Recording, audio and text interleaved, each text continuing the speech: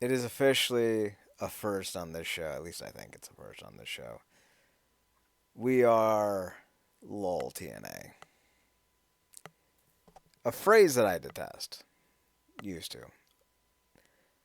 A mentality that I think is antithetical. It is a dismissive, derisive, and may I just say rude thing to say about a company that's been alive for 23 years. But in moves of moves, we are left with nothing but LOL TNA to fill the airwaves because as of March 25th, 2025, Gail Kim, who has spent essentially 20 years, not consecutively, but about 20 years with the company, has been dismissed. All because the new head of the company, I keep reading his name. I think it's like Carlos Silva. Yeah. TNA president Carlos Silva decided that he wants his own people in roles in the company. Now, that's not the worst thing that I've ever heard. But when one of those people is Gail Kim, you make a fucking exception. Gail Kim, as well as a few other names, chief among them Ariel Schinnerer. Schinnerer? I don't know how you pronounce it. I think it's Schinnerer. Have been let go. Ariel Schinnerer, I think, was Senior Vice President of Content, Distribution, Marketing at Anthem Sports Group. They've also let go of the head of creative. I don't know who is the head of creative. It said it somewhere.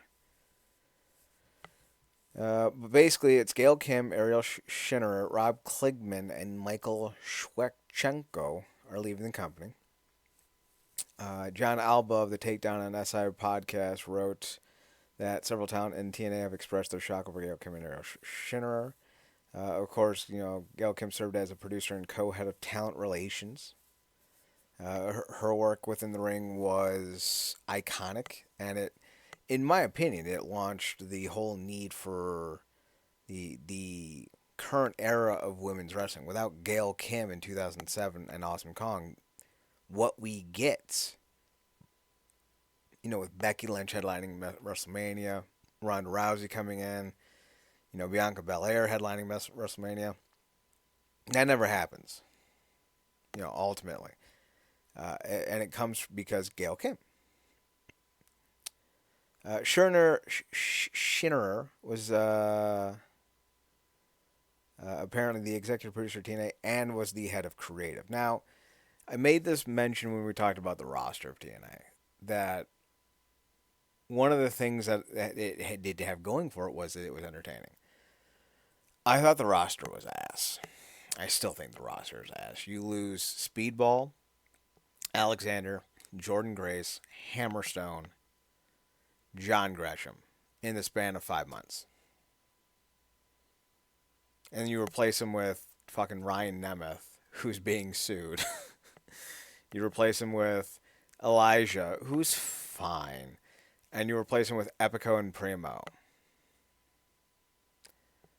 Listen, and I made mention of this before, Marcus, and you can back me on this one. When TNA was overlooking the Samoa Joes, AJ Styles, and Alex Shelley's of 2007 for Sting and Kurt Angle and Booker T and a revitalized Scott Steiner, not the worst idea. Christian Cage, Christian Cage was in the prime of his career. Sting was having a second coming. Kurt Angle is the best worker in the world, period. So yeah, you tell Alex Shelley, shut the fuck up, Kurt Angle's going over. You tell Jay Lethal you're going to be a Macho Man parody. Get the fuck over it. Sting's on the roster. We don't have a Sting. We don't have a Kurt Angle. We don't even have a Scott Steiner. The closest thing we have to a Scott Steiner is what I would like to. If Scott Steiner as a signing was a B, I think Nick Nemeth is a C plus, just for comparison's sake. So the closest thing we got to was Scott Steiner to Nick Nemeth, and I'm like, I'm not a big fan of that. You know what I mean? Like Nick Nemeth is fine, but he spent the last 11 years, 10 years getting jobbed out time and time again in the WWE, and it's like, all right, I can only care about you so many times before I just realize that the company clearly doesn't see anything in you, so why should I? And now you're one of the major faces of the company. So like that's not great. Yeah. It'll be cool if they could get fresher talent of the elk talent wise of a Tessa Blanchard without any of the controversy. Yeah, like a Mance Warner. Like do the Mance Warner signings, but with other people. Yeah. So we start today's show with the severe realization that this company no longer has a true authentic identity. And with that, I'm Chad Porto, and that's my co-host Marcus Green. Marcus, how the hell are you? I'm hanging in there, pretty much like I guess every other TNA fan today. There was a time when TNA's roster was stacked with talent, talent that they made, talent that they thrived on. I think the beginning of the end, and I know this will be an unpopular opinion because of the Wanalike-itis that I think she has going for her, but was the push to sign and promote Trinity.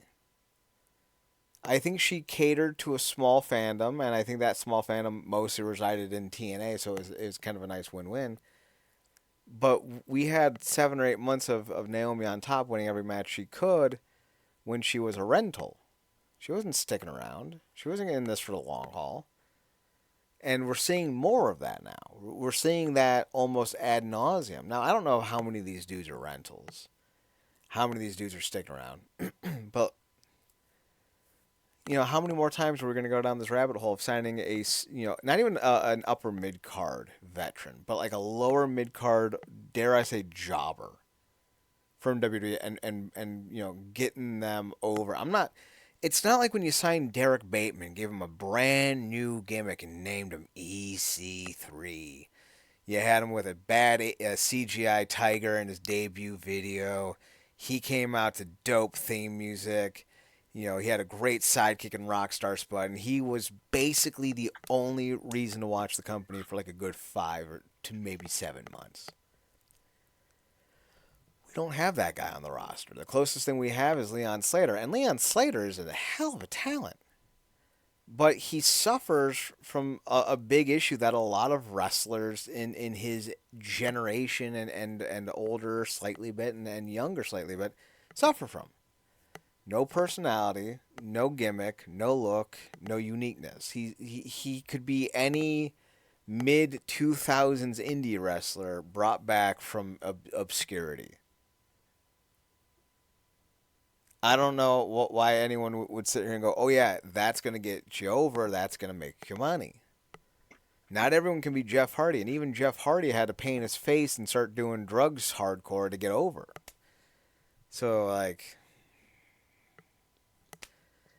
I don't know what this company's doing, and the fact that they've already let Yeah. go of Gail Kim and basically every episode of TNA, and it's becoming unwatchable because if it's not Fraxium or Fractium or Axium or Axiom fracking, It's it's Cora Jade, it's yeah, it's yeah, Jaina Jace and Thad the it's it, Impaler.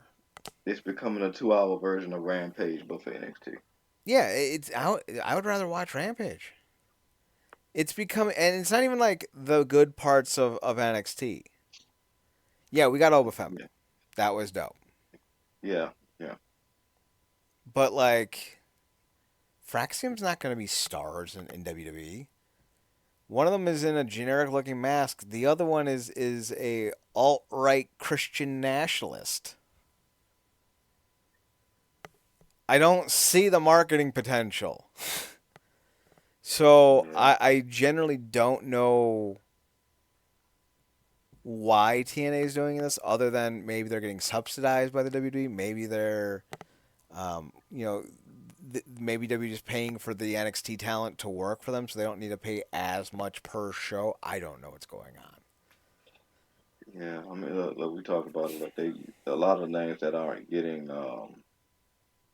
because the stack roster that you speak of in past for TNA is basically what we seeing now in NXT, which is why a lot of these names can come in TNA right now because they're not being consistently featured in a prominent role on NXT. Not like I said, not on a consistent basis, but they are notable for what's going on in NXT.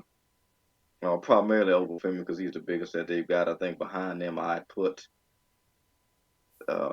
Lash and Jakara, but that's still a ways off. So Yeah, the drop off yeah, between Oba and Lash and Jakara, is that her name? yeah, The drop off there is substantial. yeah, They're better than Tatum Paxley and Cora Jade, yeah, but by how much? Gigi Dolan might have been something, but she's kind of not improved since signing with NXT. yeah. I don't think she's recovered from when they disbanded uh Mandy Rose's faction. Yeah. I don't think she's ever rebounded fully from that. And a lot of those girls just, unless you with them now signing Jordan and Vaquer and Julia, unless you kind of standing out with that ilk, it's kind of just like a big shuffle. Like even we talked about Nikita Lyons fell off tremendously. I think her injuries have had something to do with that, but also she's not the new hotness now. Like all those girls look really good. I mean, obviously she's thicker than most, but everybody can do some type of Krav Maga or something to that ilk, so she don't really necessarily stand out the way she should. But going backwards for a second, talk about TNA specifically. Do you feel like EC3 is their last true homegrown talent? No, because I think you could say Josh Alexander to some degree. No. Yeah. Jordan Grace, Deanna Parazzo. But and that kind of is the issue. Is like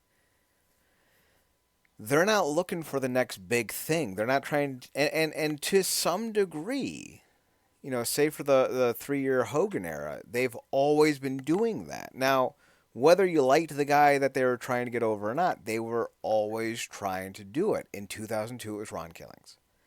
'03, it was AJ Styles. '04 is Jeff Hardy and AJ Styles. '05, it started to become more about getting Triton over at the first part of the year. And when that failed, it went back to trying to get over anyone because they had lost the TV deal and they were trying to get onto a new network. And then they got Joe, and then they were trying to get Joe over. Going to 6 and 7, Joe was the focus, but you also had guys like Jay Lethal. Broke out in 2007, Loki in 2006. In his return arc. 2008, you started to see who was 2008. Maybe it was still just maybe it was Chris Sabin. I know he was hot heading into 2007. Can't remember who else in 2008.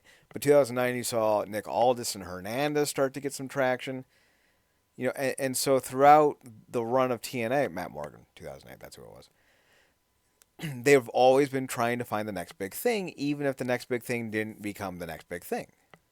They tried. In the Hogan era, they didn't. They got Pope, they got D'Angelo, they got Nigel, but then they kind of trailed off there, and then they just recycled a bunch of guys thrown out.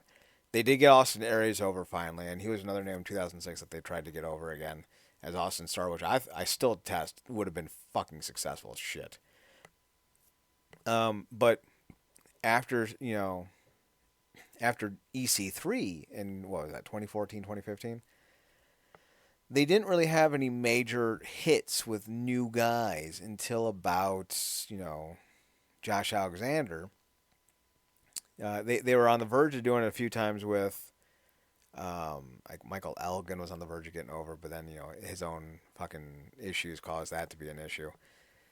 And they got Jake Something now, right? And apparently Jake Something has been a huge TNA fan for years, showing off old vintage VHS cassettes that he used to record pay-per-views on. But are they going to do anything with him? You got Ace Austin, that's great, but are you going to do anything with him? And Yeah. it feels like we've gotten to a point though where they would rather just keep booking WWE talent as opposed to making new stars. And I didn't want to believe that because like Joe Hendry, we got Joe Hendry over. Joe Hendry's the top guy in the company, and as bad as the roster is, the ratings, the attendance, the hype is all real because of Joe Hendry. Like I don't know if we could have had a better litmus test to decide if somebody could be a bankable star than right now with Joe Hendry because how bad the roster is around him. Maybe if you had Alexander and Speedball and Hammerstone and Gresham and a few other guys, you could argue, oh no, no, it's just a really stacked roster. It's not. Yeah. Joe Hendry is having a Shawn Michaels esque run as champion, just carrying a bloated carcass to as many potential sellouts as possible, and that's commendable. But when you look at the company, they're making some bad decisions. And while you can make you can make an argument, getting rid of Christy Hemme was definitely a decision, especially after you just brought her back. Getting rid of Gail Kim, the wrong decision, but it's definitely a decision. The worst part, though, the part that I can't even begin to fathom, Marcus, is they brought the dipshit of dipshits, Delirious, Hunter Johnson, to the forefront of the company as the lead booker. If you were to ask Ring of Honor fans who Delirious is to them before the company got bought by Tony Khan, the answer would be the man who killed Ring of Honor. Oh, wow. He is reviled. He is more known for wasting opportunities with champions. He loved to have 2 year runs where the heel would be champion and the face would chase. And oh my goodness, now he had some good feuds under his belt. Most of the Sami Zayn, Kevin Owens stuff, and when they were El Generico and Kevin Owens, happened under his watch. But also a lot of the criticisms that came with those feuds happened under his watch. The Adam Cole Kyle O'Reilly feud that fizzled out after 3 weeks because they did the title change at Final Battle, and then did another title change at the Wrestle Kingdom like 4 weeks 3 weeks later. Delirious, and I think you have to be delirious to think that this is a good idea. Here are some Reddit comments about thoughts on Delirious's run as Booker. Quote, I have a really over babyface ready to take the strap. Time to drag out his win for an extra year or two. Oh, wait, he's leaving for WWE or New Japan? Strap him up immediately. What do you mean you're still leaving? That sounds like the inverse of Scott D'Amore. Come on in, sign a contract, get a title. Just the worst. Another user says, it was bad. The Gabe era of Ring of Honor is my favorite period in wrestling, and was pretty much perfect as far as making legendary moments and building legitimate stars. And the Adam Pearce era wasn't bad either. Adam Pearce was Booker from about 2006 to 2010, when Hunter Johnson took over from about 2010 to, I think, 2019, and then was replaced by Marty Scurll for a few months until the Speaking Out movement killed that drive. And then Delirious came in and headed the ship into being purchased by um, AEW. But the comment goes on, and don't think the Adam Pearce era gets the credit it deserves for maintaining much of what Gabe's Ring of Honor, Gabe Sapolsky's Ring of Honor, special without rehashing everything that had already been done before. Jim Cornette's era had its very high ups and lows, but Delirious was when I finally got to the point that I couldn't watch regularly anymore. He got a lucky million. He got lucky a million times over by getting the talent he got, and the relationship with the companies too. But he squandered all those as was humanly possible. As a performer, I always enjoyed Delirious, but as a book in Ring of Honor, it didn't get much worse. That is until Bubba Ray came in. Another comment. It will never cease to amaze me that someone so dynamic and entertaining as a performer turned out to be such a boring and awful booker. One of the reasons Ring of Honor was on its deathbed was because of Delirious' run as booker, so I don't want him anywhere near Ring of Honor or AEW. He isn't the definitive worst booker, but him and Bubba are fighting for that honor. No pun intended. It's not since WCW that we saw such incredible access to talent. Squandered so hilariously, dropped the ball on the literal best in the world talents repeatedly. Well, we I hope this is become an ongoing segment with his potential upcoming takeover. But on a scale of, I guess, just regular suck to Russo, what does this rank for you just as of now without seeing any If effect? if we're going with, I don't even know who the best booker of all time would be. Well, I'll say Gabe Sapolsky's run from like 2003 to 2000 and whatever it was, 7, 8. Pretty good. I think WCW's run from 96 to 98 was pretty good. Um, Dusty Rhodes' run in TNA, I think, is under discussed. I think it's a true gem. But if they're like the apex, right? I don't think you can argue across a year, maybe on an individual show, but across a year, I don't think there's ever been anyone worse than Vince Russo. He ruined Goldberg. He ruined Vampiro. He ruined Hulk Hogan. He ruined DDP. So many terrible decisions were made. He's the I just absolute worst. Where Delirious ranks there, I think it goes Russo, Bully Ray, Vince McMahon when it's not a year that starts with 19, and then Delirious. I think those are your four worst bookers of all time. Here's two reasons why he's a bad booker from another Reddit user. He has an inability to put the world title on wrestlers who are at their peak, often waiting till they cool down or are about to leave the company, and the person cites Seth Rollins, Kyle O'Reilly, and Dalton Castle. Though Dalton Castle didn't leave the company, he did miss the peak, though, with Dalton Castle. And then two, his inability to push mid-card talents before they leave the company. We all know WWE is going to take some of your top guys, but from 2014 to 2018, they lost a ton of mid-carders that showed potential like Keith Lee, Punishment Martinez, and Donovan Dijak, while also letting mainstays like Roderick Strong walk out the door. This is how you end up with Matt Taven as world champion and become an over-dependent on the Bullet Club to sell tickets because you literally don't have anyone else. And I think that's kind of the thing that people don't realize is while the Bullet Club was getting big 2016, 2017, 2018 in Ring of Honor, maybe not 2018. When did AEW start? Did AEW start in 2018? No, they started in 2019. I think they started in 2019. So like in 2016, 2017, when Cody Rhodes and the Bullet Club were doing their thing and Cody wins the Ring of Honor World Title and they were selling out and selling merch and what have you, that was specifically because they had the Young Bucks. They had Cody Rhodes. They had, guys that were all timers, Kenny Omega. It's not because Delirious was so good at his job. In fact, I'm pretty sure it yeah. was Cody and company who basically pushed for Delirious to get replaced. Was this during the time that was also extremely clearly heavily over relying on New Japan talent? Yes, there's a severe integration Yeah. with because like Bullet Club was Ring of Honor talent specifically, but they worked in New Japan. But because of their working relationship, you also got like guys like Dragon Lee. Shame what happened to him. I heard he fell down a mysterious void and has never been seen again.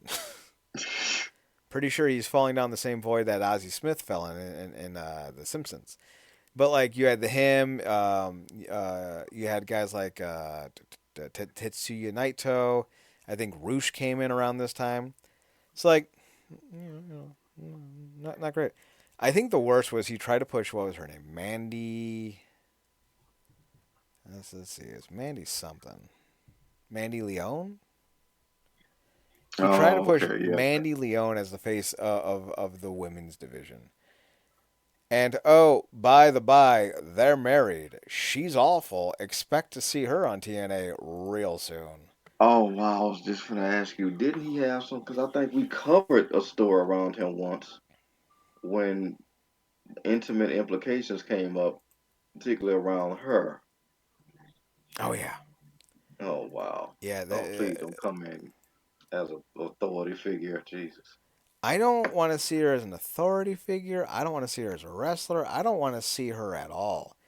She is one of the worst women in wrestling right now. Although it has been just looking at the Wikipedia, it's been revealed that she is expecting a baby, and I don't know if she's had it already, but we should be at least a few months away from having to deal with her showing up in TNA. So like, there's that.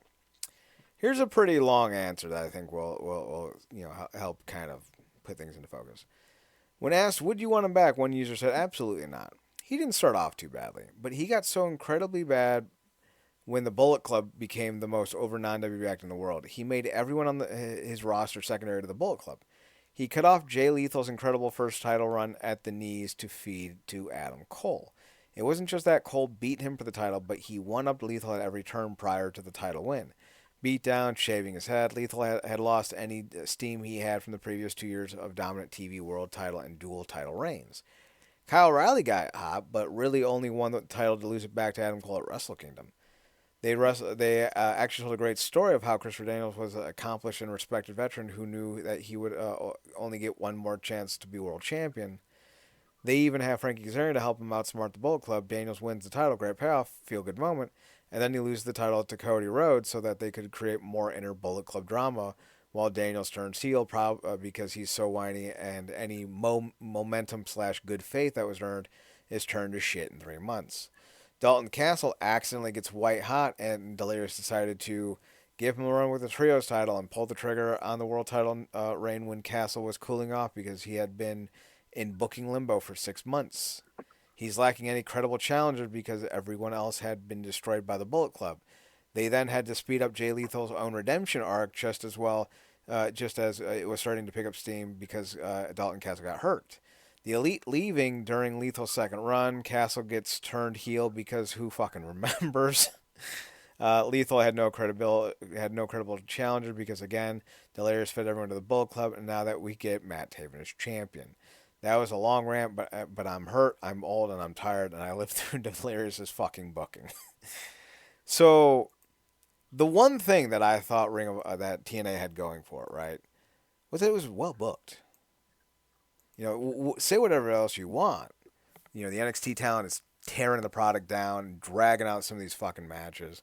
The booking around the company is too dependent on ex-WWE stars who, quite frankly, never got over in the company in the first place, but are still being used in the same way that the company used them. Like, you could bring in Primo and Epico as long as you have a new gimmick, a new idea, and something fresh and hot to make them work. Instead, they just came in as the clones. Mustafa Ali is still basically just Mustafa Ali in WWE, but with a suit now. Like, I know he's trying to get over this politician gimmick, and it's not terrible.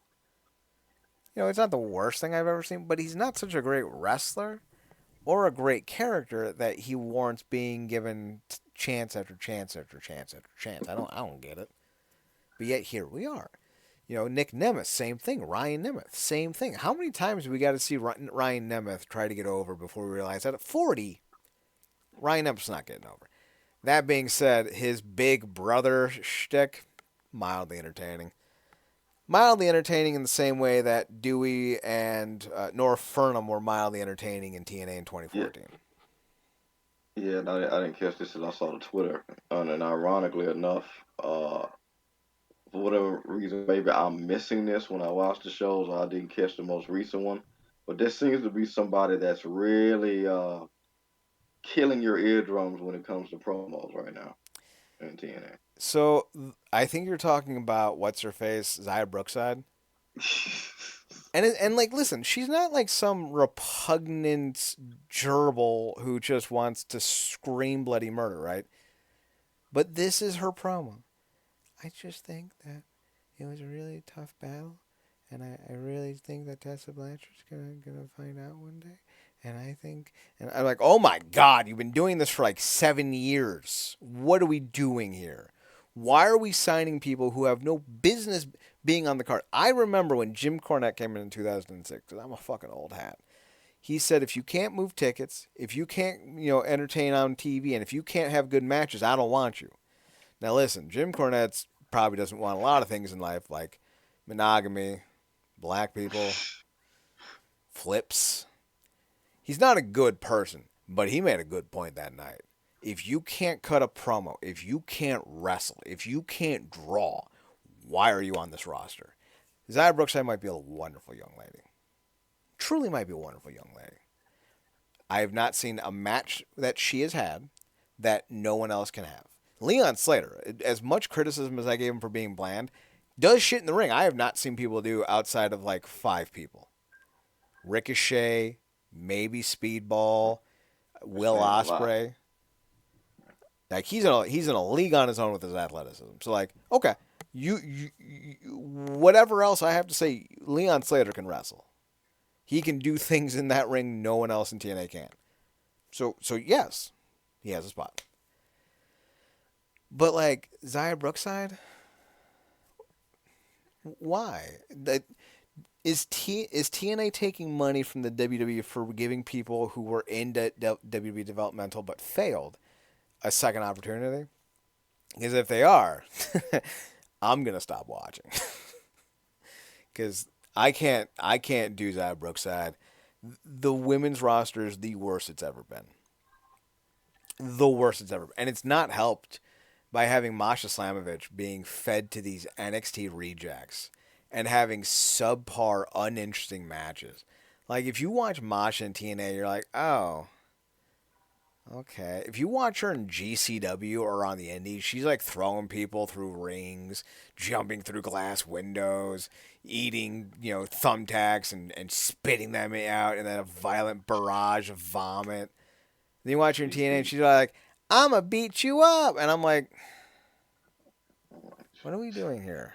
she beat Jordan Grace, and she can't. She keeps getting jumped And it's the same, and off one person. Yeah. it's the same shit, man. And it made even worse, like Santino Marella, I think, is generally speaking a relatively interesting character. If you give him to me like 2 minutes every show, all right. Yeah. He's not to me. He's not Cody Deaner. Like Cody Deaner's hilarious. You can give me a 5 minute Cody Deaner segment. I'm a laugh. But his daughter, Santino Marella's daughter, is so bad. She's not funny. She doesn't have timing. Her inflection is trash. She has the same gimmick. Oh, everyone's my best friend. I'm best friends with everyone. And no one likes her. And like, aha, that's the gimmick. And I'm like, all right, cool. Why would she be the liaisons to a multi-billion-dollar company? Why do we still have to sit through Santino Marella? It was cute that they had their moment, right? They got to have a moment together. She's with NXT, he's with TNA, father, daughter, great. We had it. Time to move on. Santino needs to go.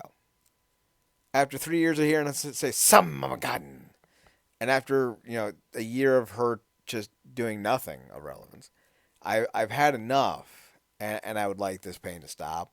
I'll tell you whatever you want to know: the nuclear arms codes, what I had for dinner, my most depressing secrets about life. I'll confess to everything. I'll confess to things I haven't done.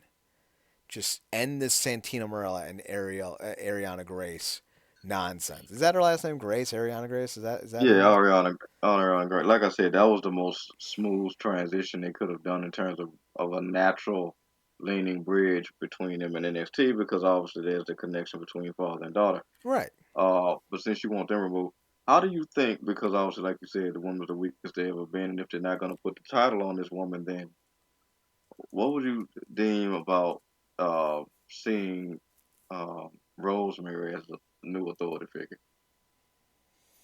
or somebody like that? I don't know. Since we clearly finna get off into wacky scenarios with these creative decisions, unfortunately. I don't feel like there's the answer isn't on the roster. The answer isn't. The answer has I don't know, man. Like it's just it's not good. I don't know what the answer is anymore. Like Rosemary is being like I would be shocked if Rosemary's on the roster by Slammiversary at the rate this is going. She's been with the company for 9 years, I think, 8 years at this point, and it would be a shame to lose her. But also at this point, like clearly TNA just wants to be the NXT feeder system, which is hilarious because NXT is a feeder system, and NXT already has a feeder system, and that's Evolved. And if you've ever tried to watch Evolved since WWE brought it back, it's fucking garbage. So I don't know, man. I don't know what's going on with this company anymore. All I know, all I know, is that MLW's Battle Riot is in 2 weeks, April 5th. We have I'm gonna butcher this. Himawari versus Janai Kai, sorry. You're gonna have Delmi Exo defending the MLW World Women's Featherweight title against Shoko Nakajima. A trios match featuring Atlantis Jr., and Star Jr. taking on Ultimo Guerrero, Barbaro Cavanaro, and Magnus, who apparently made waves on AEW a few weeks ago because nobody could figure out who he was. And then the 40-man Battle Riot, which currently includes Matt Riddle, Donovan Dijak, Cavanario, uh, Hichiro, Hichishiro? I don't know how you pronounce that. Brock Anderson, Cobra Kai's Paul Walter Hauser, Satoshi Kojima, sorry, Emmy Award winning Paul Walter Hauser, Satoshi Kojima, Brett Ryan Goslin, Paul London, Okamura, Bobby Fish, Atlantis Jr., Alex Kane, Juicy Finoa, Jesus Rodriguez, which is Ricardo Rodriguez, Tom Lawler, Esfinge, who I have no idea who that is, Matthew Justice, Blue Panther, Anthony Green, Virus, Kushida, Atlantis. I have a feeling that we're going to probably end up seeing John Gresham or Alexander Hammerstone in this. I would be shocked if that didn't happen. So, yeah, that's the best I can say. Is TNA is kind of going through some shit that I don't completely understand, and it makes me worried. Firing Gail Kim doesn't make any goddamn sense, and especially not Yeah, promoting Hunter Johnson to the head of booking after he basically killed Ring of Honor with his stupidity. yeah. And then the thing about even like I said, we got through the more of it all, and we talked about it probably being better than what people view because of certain decisions that were being made. You said that the women's roster is lacking because of the depth, not because of I would imagine backstage intent. And Gail Kim's been such an integral part of that. But like to me, the biggest problems with getting rid of people like Demore and Gail, even if a new direction is needed in that regard, is they are such staples and so loyal and are so respected that getting rid of them can can easily make you lose the little talent that you have left. Mm-hmm. And not paying attention to that and just assuming things are going to work out because you currently have a bridge with WWE, which is rental talent at best, is is not good business moves. And then there's probably confidence there because business seems like it's good now. But these kind of decisions, it's head scratching. Like you said, like they fumbled with Hammerstone, they fumbled with Gresham.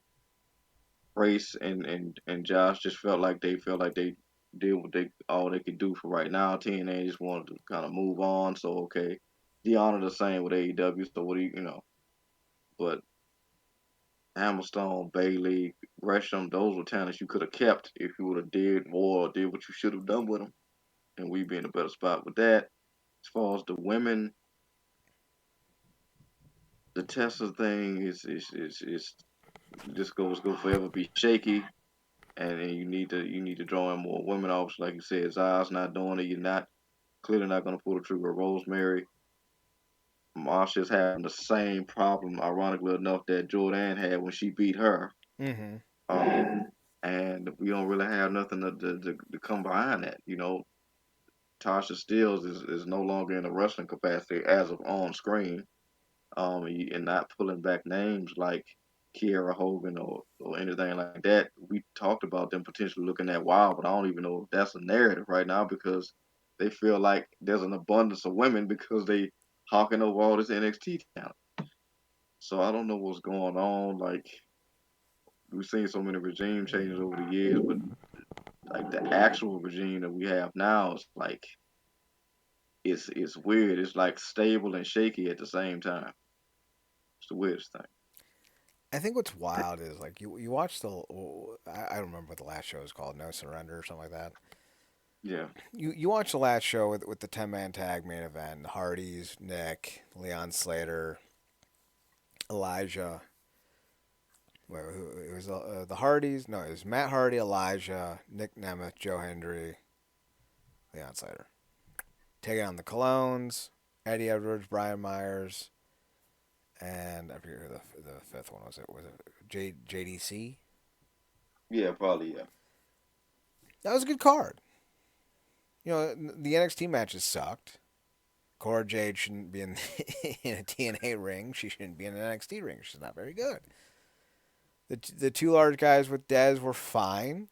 The crowd seemed to like them, but they're not going to be sticking around. Like these aren't. You need to develop a roster who's going to be around for the long term, week in, week out. The constant will they, won't they, are they going to be around? That doesn't help things. It doesn't.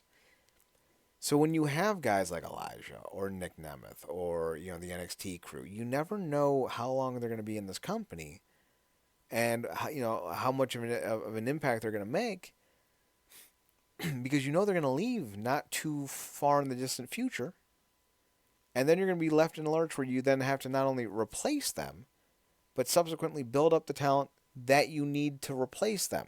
And by the time that talent is ready to take over, the talent that you're hoping to pair them with will already have been gone.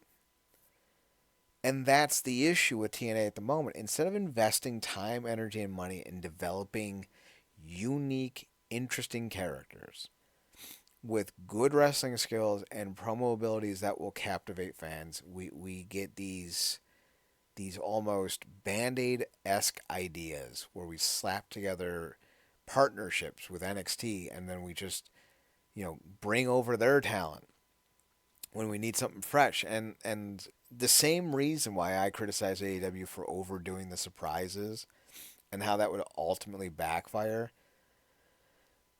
TNA is doing the same thing with NXT talent, but the difference is AEW was bringing in Adam Cole and Bryan Danielson and CM Punk and Will Ospreay and Speedball Mike Bailey and so many others, and TNA is bringing in Tom and Dick and Kara and Bailey, not Bailey. Just make up some more generic names. That's who they're bringing in. Nobody's, never was, never will be's. And now I have to watch fucking Hunter Johnson book it all. Gag. I'll keep watching because he's still gonna have Tommy Dreamer to help him, and Dreamer's Yeah. a decent booker. He's not Dusty, but he's decent. And who knows? Maybe this is going to be another situation like I think the guy's name is Carlos Silva. Maybe he's going to like really inspire people with some of his signings, like because he did bring in Mance Warner. That's not nothing. He was president of the company when they signed him. So I have to imagine he understands, or at least he's willing to give the people needed the opportunity to sign the people they need to get. But like Yeah. Steph Delander just tweeted out like what are we even doing? And girl, same, same. Yeah, when the talent starts speaking out, which is the same thing we saw with Demore, Mm-hmm. that's a problem. That's a morale issue. That's kicking off that you need to get ahead of. But I will say one positive thing about the TNA overall over the course of this week that we did see talk about positive morale was, and I think you certainly agree with this, was the ultimately industry rallying around of one beloved Chris Bay. Yeah, yeah. Yeah, I yeah, would say the support around Chris Bray has been great. They yeah, did They did a Like a nice benefit little, show. Yeah, benefit show that he came out and got in the ring. Um, Considering he was paralyzed in yeah, November, it's great to see him doing this. I just hope that his recovery continues. I do uh-huh. think it's a long shot. However, he'll ever return to the ring because if you watched his movements, he did seem I don't want to say weak, but there was definitely a slight delay and a cautiousness with how he moved. Yeah, But also, again, he was paralyzed in November. That's not a shocking thing to see him being very meticulous with his movements right now. He had to relearn mm, how to walk. So like, I just want him to have a healthy life. If he can get back in the ring, that's just a bonus at this point, right? So I'm excited to see what happens with that and how he'll be involved in TNA and the wrestling business going forward. Nothing but the best for Chris Bay. yeah, yeah, absolutely. And like I said, it's always for as much scuttlebutt happens with terms of the internet fans, and we talk about all this tribalism or whatnot. Oftentimes, some of it we do see with actual talent. Um, but when stuff like that with Chris Bay happens, and obviously it could have went far worse than what it did, in a fatal way.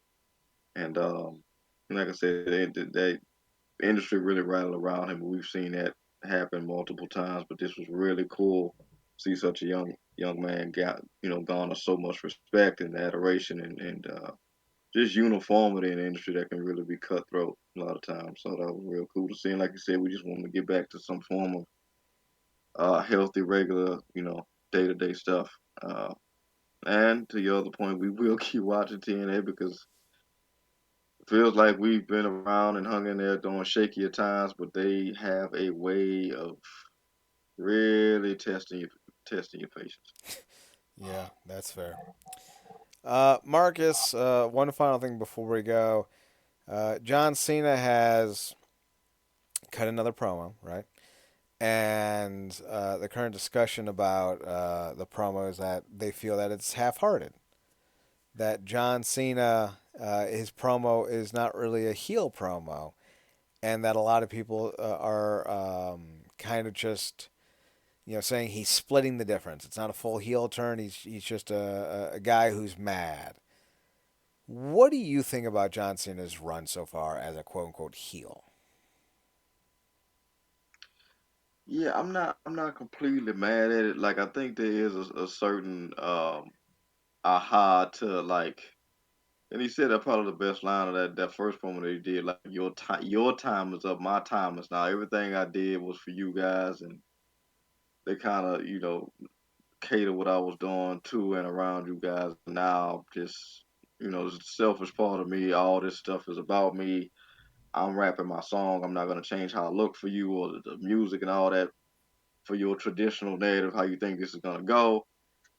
So I do think there's something intriguing there.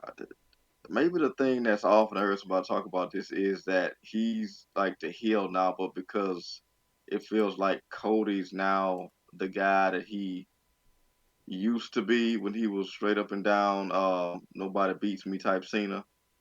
Mm-hmm. Uh, because people called it. It was like he damn near he put like a rock style beat down on him when he first turned, and the fact that Cody's been looking for him all these weeks to now come to face with him twice, only to give him a lecture instead of returning the physical favor, it's kind of making Cody seem corny and John just seem, different. It's not really moving the needle in traditional sense so much as it's people being confounded by Cena as a heel and people still overwhelmingly loving Cody, but Cody not necessarily doing what he kind of needs to do in these situations because he just has to be uh, the wholesome guy in all these scenarios until he absolutely gets pushed to the limit to pull a trigger, like it's like what he did with Owens. But yeah, Are you excited for WrestleMania? Knowing that Cody and Cena's one, Jay Gunther's another, Charlotte and Tiffy is another, yeah. and who's it? Rhea. Rhea, Io, and Bianca, Yeah. yeah. Those are the four big matches, and it'll likely be Jay and Gunther night one, Cody and Cena night two. Yeah, and don't forget about the other big three being Oh no, I'm who does forgetting about it. Sly Dog. But yeah, that's just as per usual the spectacle of it. It's I can't really call how a lot of this stuff is gonna go right now, which I guess some people would say is a good thing, but not necessarily. Um, I'm kind of in the middle of it. They're making some interesting choices, some head scratching choices in other spots. Feels like you kind of know how a lot of this stuff is gonna end, but they've done switcheroos before just to keep the narrative going. Like you never know what's gonna happen. Everything's subject to change and whatnot. So to the point where it's like I guess Hunter was like, we don't know what's gonna main event. Whoever gets the hottest gets the spot or whatever. So I'm kind of just thumbs in the middle right now with everything. I'm still like looking crazy, like just how like we talked about these all these events they got and how high priced out everything is.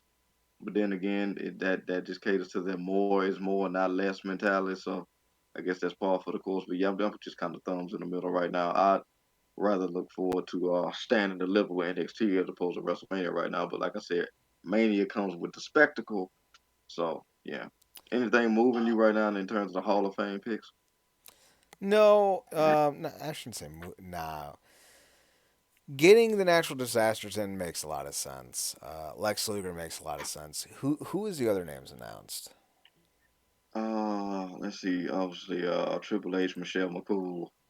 Yeah, Triple H just Uh, seems the meme of I don't want to be on TV. I'm always on TV. Like that's real. That is a real meme. And I feel like Triple H putting himself in the Hall of Fame this year makes all the sense in the world because of how much of a terrible person he actually is. The dude can't be out of the spotlight. I wouldn't be surprised if he finds another three or four reasons to go in the Hall of Fame. Michelle McCool's not a Hall of Famer. I don't. Her biggest what? claim to fame is that she called Mickey James fat and that she stole AJ Styles' finisher and then didn't know who AJ Styles was. Those are the only two things about her that you'll ever need to know.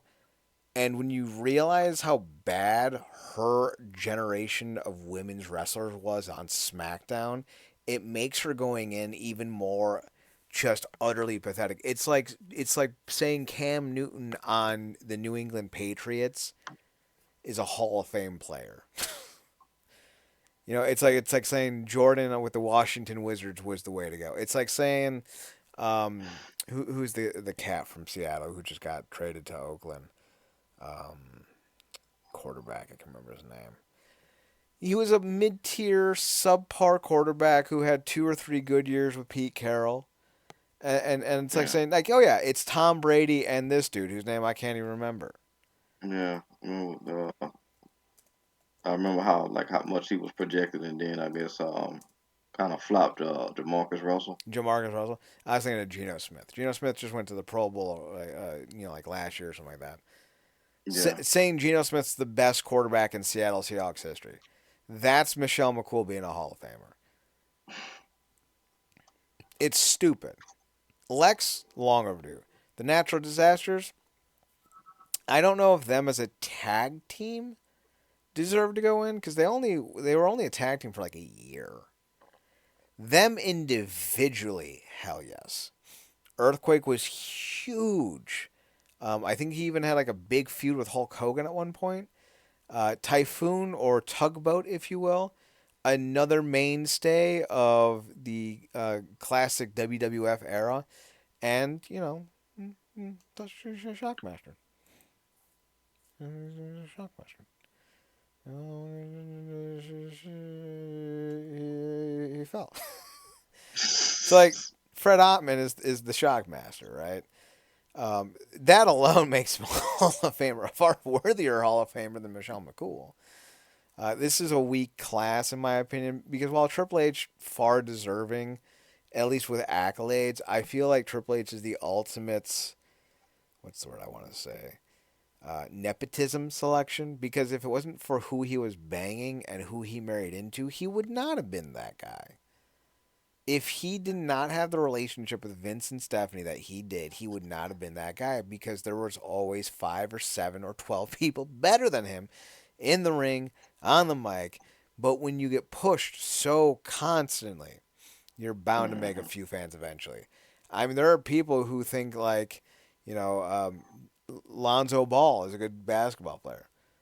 There are people who think, Mac Jones is a good quarterback. Like, some people are just gonna think that. So, unfortunately, yeah, it's not a great class so far, but could be worse. Really, could be worse. Any final thoughts, Marcus? Oh no, that's it for me. All right. So with that being said, we're gonna call it a show. Be sure to tune in to our show next week, Wrestling Underground, over on Twitch, twitch.tv/Wrestling Underground. We're on YouTube at youtube.com/Wrestling Underground. We're on Twitter at NERDCRP. That's NerdCorp on Twitter. Be sure to check Marcus out on his personal stuff.